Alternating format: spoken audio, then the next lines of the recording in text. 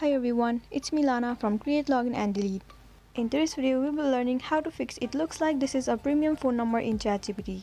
Now without any further ado, let's move into the video. So you might be in the position where you try to create a ChatGPT account, but you land in this interface where it says that it looks like this is a premium phone number. In this case, let's see how you can fix this error. Whenever you enter your phone number, try adding 00 at the front, and then only enter your phone number.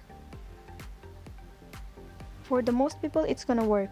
Especially people living in North America, it's likely to work.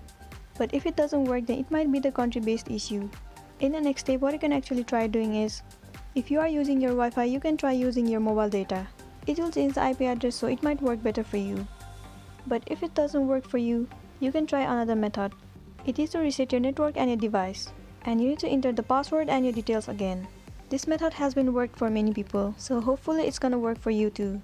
Well, these are some methods you can try doing if you're facing problem on ChatGPT. I hope this video is gonna be helpful for you. Thank you for watching it till the end.